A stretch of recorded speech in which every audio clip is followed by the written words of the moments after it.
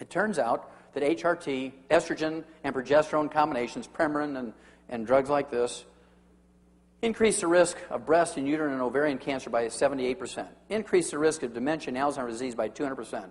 Increase the risk of cardiovascular disease by 200%. And a new study that just came out a couple of days ago, and again, I don't have a slide for it yet, and I apologize, increases your risk of asthma by 100%, increases your risk of gradual deafness as you get older by 30%. Why would anybody want to take HRT? Well, Dr. Wallach, you got to get rid of the hot flashes some way. I said, well, why would you risk all these terrible things just to get rid of hot flashes and night sweats? See, you're just a man. You have no idea. I mean, women used to beat me up all the time in my practice. I said, well, it's not worth it. And so we went back to the old Lydia Pinkham's formulas. And guess what? Worked like a charm. There's 29 major studies which shows that it gets rid of the hot flashes and night sweats. Then you throw in the liquid calcium, and guess what? 1,200 milligrams per serving. You deal with the concerns about osteoporosis. You don't have to have all the risk from the HRT. You don't have to have all the risk from HRT.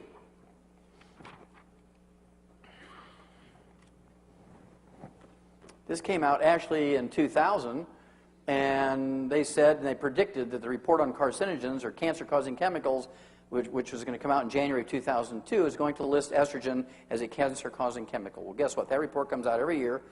And guess what's at the top of the list of cancer-causing chemicals? Estrogen. What makes it most dangerous is doctors prescribe it. Doctors prescribe it.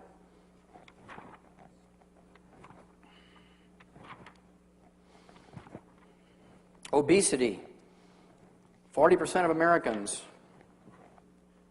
are overweight now. They're obese, 30 pounds overweight over their ideal weight for their body type and height and so forth. 40% of Americans are obese. This is relatively new. 50 years ago, it was like 15%, and 100 years ago, there was very rarely, less than 1% of Americans were obese. And it turns out it's caused by a simple, single problem. I can walk on a horse farm, and I can tell you in 30 seconds if the horses on that farm are getting all the minerals they need. This is a little working wagon in an Amish farm in Lancaster County, Pennsylvania. And I walked on that place, and I knew immediately that the horses weren't getting all the minerals they needed because the horses were eating, nibbling all along this buckboard rail, and then they just ate this one particular place. Why did they eat that one particular place? Because that's where the farmer put his hand when he jumped out of the wagon every time. His hot, sweaty hand full of what? Salt. Okay? Now, my daddy had a fourth-grade education, and he knew every time he'd see our cattle chewing on the fence and eating dirt and chewing on the feed box instead of eating the feed, they were minerally deficient. He'd give them minerals, and it'd go away. And we usually learned painfully when we were a kid that it's not socially acceptable to chew on the furniture and eat dirt. Bam! Don't do that anymore. That chair costs a lot of money. Ooh, okay. If you're that hungry, go into the kitchen and have a piece of pie and ice cream, or eat a Twinkie, or have a RC and a moon pie. And so people began to recognize these cravings, which we call pica and cribbing in animals and munchies in people. The munchies in people are pica and cribbing in animals. Pica and cribbing in animals are the munchies in people. And so we've been taught that these cravings and the munchies are due to a Twinkie deficiency. Now, if we were taught as kids that this is caused by a mineral deficiency, we'd all take minerals that have 0 calories in them. Americans would all be slim. Weight problems are nothing more than a mineral deficiency disease. Now, nobody knows more about weight gain, weight loss than veterinarians. Why is that? When you put an animal into the feedlot, what are they supposed to do? Lose weight or gain weight? Gain weight. So we know the technology. And snack food companies know this. They spend a lot of money on research learning the technology of weight gain. And they fix their little snacks to make sure that you just can't eat one. In fact, one of them, Lay's potato chips, even uses that as their motto on their bag. You just can't eat one. And so they fix it so you're minerally deficient if you eat their stuff. Okay? But if you take your minerals, the cravings go away. And that alone, you can lose 10, 15, 20 pounds just because you're not desiring to eat things between meals. You're not going to sit there and watch TV and fill your face all night because you don't have those cravings anymore. That's not a problem with your self-respect. It's not a problem. You don't have a deficiency of hypnosis. You don't have a deficiency of acupuncture. You don't have a deficiency of ephedra. You have deficiencies of minerals. You take your mineral program, need a couple of meal replacers a day, give up some carbohydrates, which you learned from Clive McKay and William Banting and so forth, and Bob Atkins. You give up carbohydrates in your bread and your pastas and your rice and your potatoes, and you're going to lose weight and keep it off. It won't come back as long as you stay on that program. But as soon as you go off your minerals, the cravings start up again because it's a mineral deficiency. You'll always get rid of the cravings within 10 to 14 days. Now I want to talk briefly about 3 serious ones. We're first going to talk about cancer, some of the more serious diseases. This came out in 1997. We had spent $30 billion on a war on cancer. This bill was signed by Nixon when he was in office. And despite 26 years of spending this $30 billion, researchers suggest putting emphasis on prevention. Now, you give me $30 billion, 1 year's time, I'll find you a cure. And why couldn't they find a cure for $30 billion? I mean, we only took $100 million to fly a man to the moon, put him on the moon's surface, pick him up, and bring him back. $100 million to do that. $30 billion, they looked for a cure, but they didn't think outside the box. They weren't really looking for a cure. They spent all their time looking for a better chemotherapy with your tax money, because that's where the money is.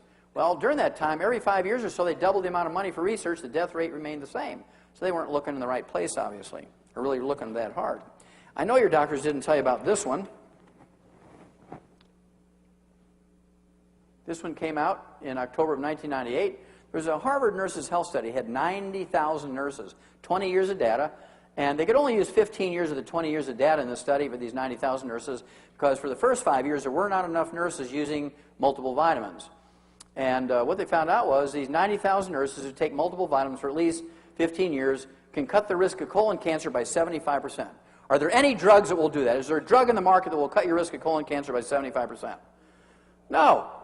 How come your doctors didn't email you, call you up, call you, bring you in and say, look, here's something really remarkable. Just by taking one multivitamin every day, you can reduce your risk of colon cancer by 75%. Yahoo! Did they do that? No. I bet not a single one of you got any direct communication from your medical doctor telling you this.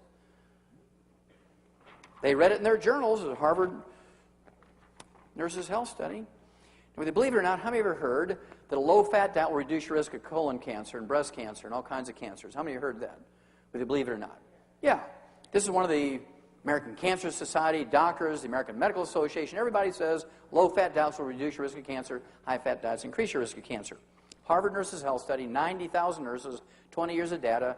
They compared the rate of cancer in these 90,000 nurses, comparing those that had more than 50% of their calories as fat, which is a very, very high-fat diet, compared to those that had less than 20% of their calories as fat, which is a very low-fat diet. And if fat content of your diet had anything to do with the rate of cancer, the ones having more than 50% of their calories as fat should have a lot more cancer than the ones having less than 20%. I mean, that's real simple stuff, right? Well, this came out in March of 1999. It was published in the Journal of the American Medical Association. Again, they compared the rate of cancer in these 90,000 nurses, comparing those that had less than 20% of their calories as fat versus those that had more than 50% of their calories as fat. They found no measurable difference. The amount of fat you eat in your diet has nothing to do with the rate of cancer. The amount of fat you eat in your diet has nothing to do with the rate of cancer. Nothing. It turns out the amount of fat in your diet has nothing to do with the rate of cancer. It's how you cook the fat. It's how you cook the fat. Not the amount of fat, it's how you cook the fat.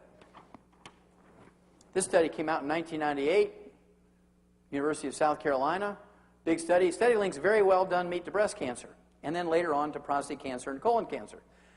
Among women who preferred all their meat very well done with a Dunn score of 9, where the fat was burnt, and it tastes very good, believe me, burnt fat tastes very good. I used to eat it when I was a kid. There was a 462% greater chance of having breast cancer than for women who ate their meat rare or medium. Not a 5% increase in risk. Not a 50%, not a 100%, not a 200%, not a 300%, not a 400%, but a 462% increase in risk of getting breast cancer, colon cancer, and prostate cancer if you eat your meat cooked well done and eat burnt animal fat. Now, after tonight, you can't claim you were not informed. If you go home, you continue to eat burnt animal fat, whether it's in hot dog skins over the fire, you know, or you're grilling chicken skin and eating it that way, or you're grilling your hamburgers burnt. You know, I get people, I cringe. People, I want my hamburger burnt. I don't want to see anything pink in there. I want it burnt. I want like charcoal. They're doomed. Even God can't help them. You know, when you're that stupid, God can't help you. And when you're at the bottom end of the gene pool, He's got to let you go.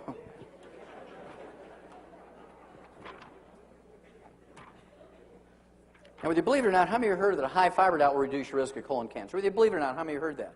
Yeah, that's another one of those truisms that the American Cancer Society and your doctor wants you to believe. Of course, Quaker Oats likes that one, right? Low-fat diet, high-fiber diet.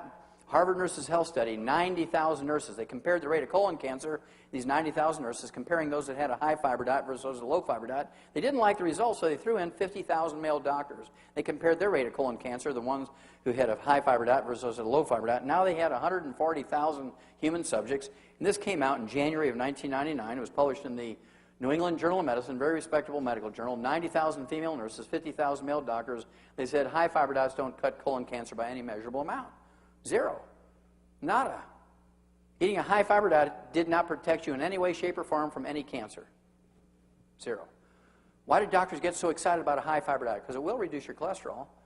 That's because it absorbs everything that you eat, including minerals that are required to keep you from getting high blood pressure, osteoporosis, arthritis, cancer. And so people who eat multigrain breads for their toast and English muffins and pancakes and waffles for breakfast, people who eat multigrain pastas, people who eat multigrain breads and whole wheat breads and grind their own wheat and all that sort of stuff for their sandwiches, and people who eat whole wheat and multigrain bread for dinner, they eat whole wheat ice cream. I mean, you can go to extreme, right? They have a 500% increase in risk of all these other degenerative diseases which kill you. So by eating a high-fiber diet, your risk of those other diseases goes up and doesn't affect your risk of cancer at all. The only thing that doctors get excited about, really, about a high-fiber diet is it lowers your cholesterol. And does that do anything for you? No. Doesn't do a thing.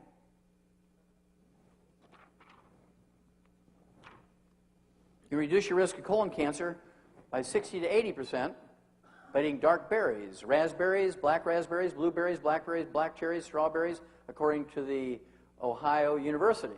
Big study by Ohio University. Reduce your risk of colon cancer by 60 to 80%. How many of you ever heard of trace mineral selenium? Good. How many of you heard that trace mineral selenium is a great antioxidant that's going to reduce your risk of cancer, whether you believe it or not? How many of you heard that? Okay, well, this has been kind of a recent thing. They're kind of growing crazy over selenium. In fact, the information on selenium really came out in April of 1912 in this very famous medical journal called Popular Mechanics. April of 1912, and this fellow here, Professor Dr. von Wassermann from Berlin, who went on about 10 years later to get a Nobel Prize in medicine, said that he had discovered a chemical substance that will cure cancer in mice. It turns out it's the trace mineral selenium. The selenium has a selective action against cancer cells but doesn't hurt healthy tissues. Dr. Wassermann believed that the cancer in mice were so similar to those in humans that he believed an important advance had been made towards the cure of that veritable scourge cancer in people. Well, this was April of 1912. We began to put the trace mineral selenium into animal feed pellets back in April of 1912 to keep their rate of cancer down. And this lay dormant for 84 years in human medicine and nutrition until December of 1996.